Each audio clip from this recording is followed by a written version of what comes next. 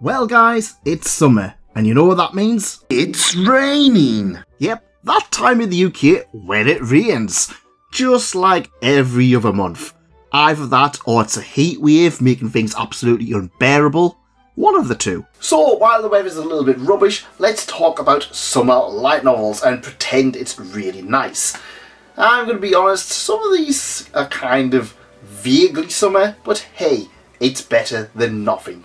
One of the things I think of when I think of summer is the barbecues, the smoke of the charcoal, the burnt meat, and that smell at midday when you're tucking into your packet of crisps that makes you really hate the neighbours. So let's talk about Cooking with Wild Game. Cooking with Wild Game is a light novel that surprisingly I've read every summer.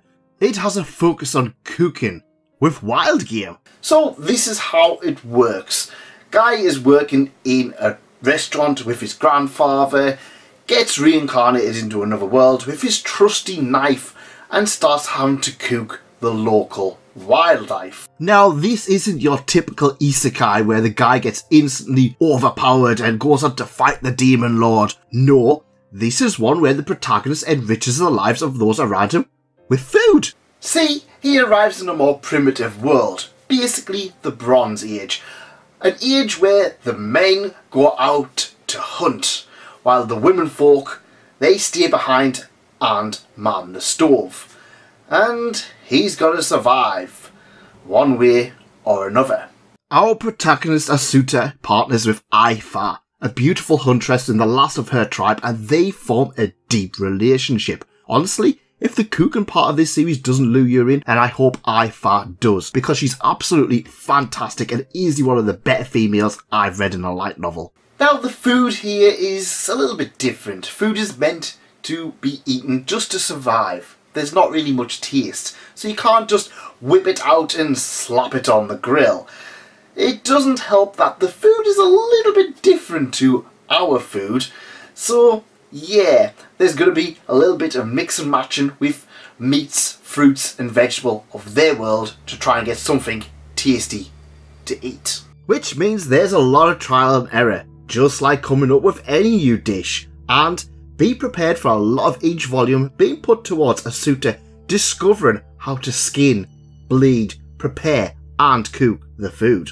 Oh yeah, probably should mention, this is definitely one for those meat eaters out there. A combination of cooking, preparation and delicious foods shifts Asuta and Aifa to a better standing in their community, with enough interesting characters and small, yet important, culinary battles in each volume.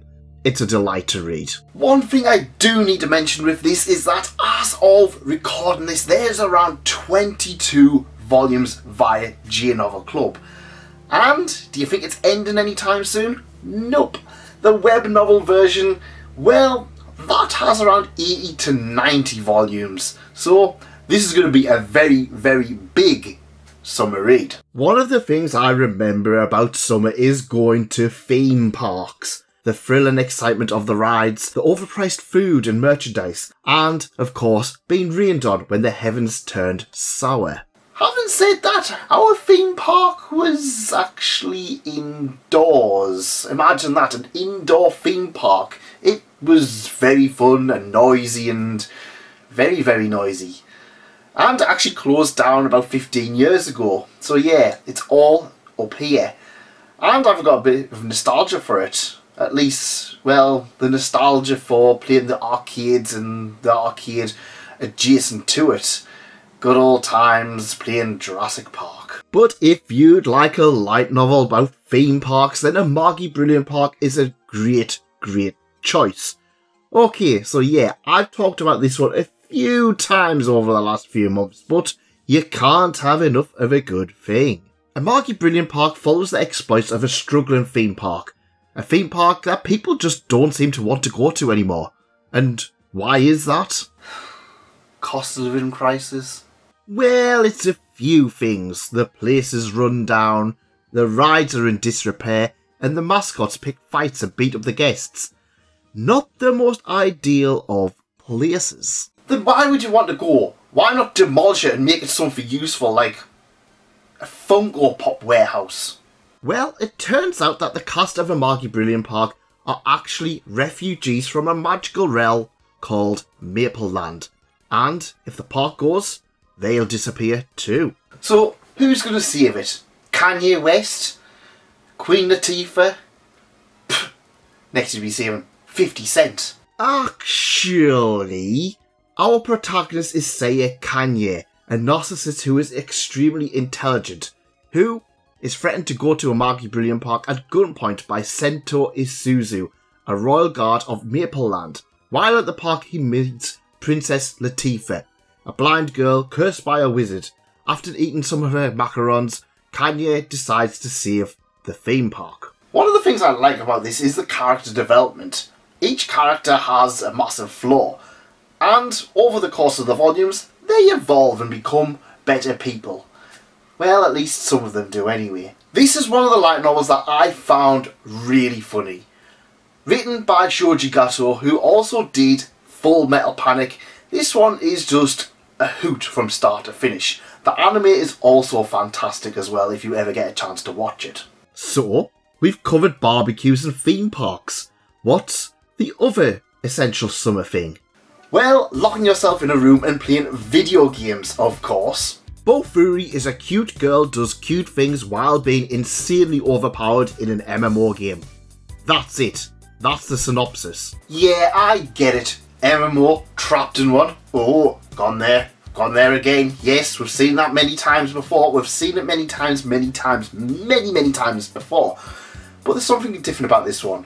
For a start, she's not trapped in there. She actively just wants to go in there and have fun. Our protagonist is Maple, a girl so scared of being hurt she puts all of her points into defense, and thus breaks the game. Typical modern game, broken on launch. Maple becomes unstoppable, being impossible to kill, and just so happens to manage to get all of the skills that break the game even more, ultimately becoming a one-girl catastrophe. Now, there's a twist with this one, and I'm going to tell you guys it, but keep it down quiet. Very quiet. The twist in this one. She's just going to have fun with her friends. Maple is joined by an entourage of friends who also take the fun of the game, and honestly, this one is just ultimately a series about a bunch of friends really enjoying an online game together. Oh man, yeah, the comfort! But what if we could get even more comfortable? I've been killing slimes for 300 years and maxed out my level is certainly that. One of the earlier titles I read, and honestly, it's a very comfortable read that will just keep you with a smile on your face. Our main protagonist dies from overwork and finds herself reincarnated as an undying, unaging witch in a new world. She vows to live her life stress-free as possible. However, to earn shopping funds, she hunts down slimes, the weakest of them all. Thus, over time, becomes overpowered. This is another one in which the overpowered part is simply there as a crutch to make things all the more fun. It's a very slice of life title, in which people either come to visit Azusa the Witch or to come and fight her. Some become her rivals while others become her family. Honestly, if you want a nice comfy title for a rainy day, this one should be on your list. It's incredibly nice and you can't get much more comfier than this series. Well, we could always do with something a little bit more chaotic. If you're like me while playing games, you've got to have some noise in the background. And what noise do I use?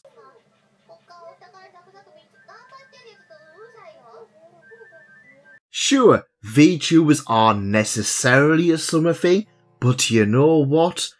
This is my list, and Hololive have a summer thing going on right now, so screw it. We'll put it on anyway. VTuber Legend is perfect for those into VTubers. Not so perfect for people who don't like VTubers, unfortunately, but we just pretend those people don't exist. The gorgeous, polite Awayuki Kokorone delivers only the most ladylike content. Unfortunately, at LiveOn, a VTuber company, she is rock bottom with subscriber count.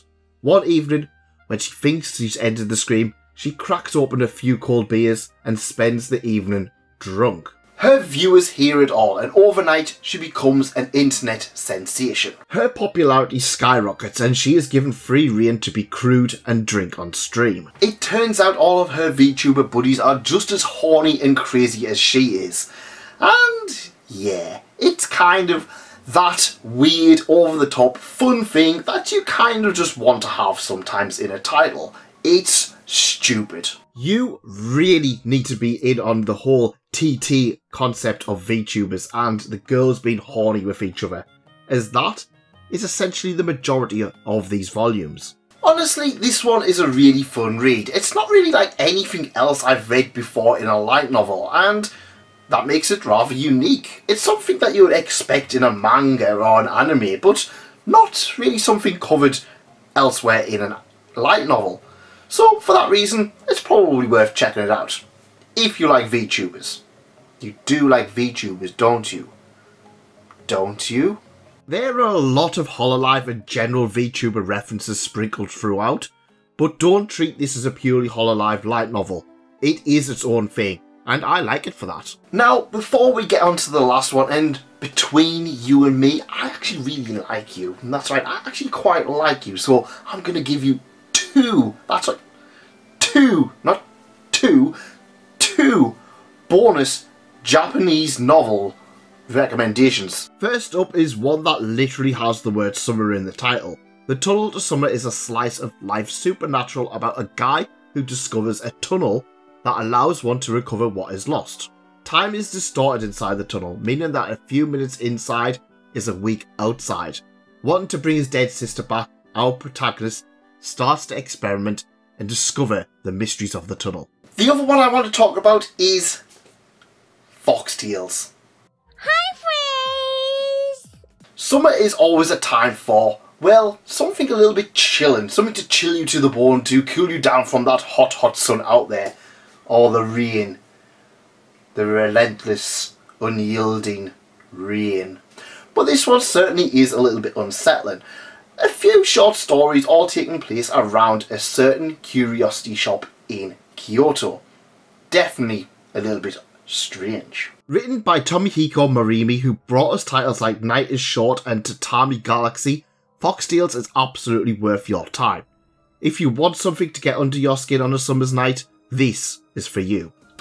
Panic! Now, before we get on to the last title, I want to hear from you guys. What's your favourite summer light novel read? I know there's ones that I definitely missed out. For example, J.K. Haru is a sex worker in another world, Summer Edition. I just haven't had a chance to get round to it yet, so it'll probably go on another year.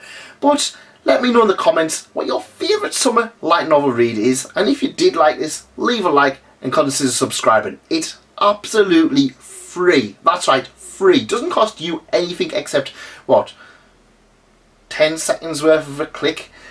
And it helps me keep the lights on and buy more Nendroids. And so we go on to our final title, and this one evokes the one thing I feel hits most people that summer: travelling to a new destination. While I would absolutely love to have Kimo's Journey on this list, it still isn't licensed. So instead, we're going to be talking about Wandering Witch. Not many titles invoke the theme of exploration as much as Wandering Witch does. The title focuses on a young witch named Elena, who travels country to country on her broom. Each of the countries Elena visits, along with its inhabitants, are all different. Some rather unsettling, some hiding dark secrets. But they're all interesting enough, which is what makes this title rather good. Most of these countries are standalone short stories, which makes it very easy to digest this one.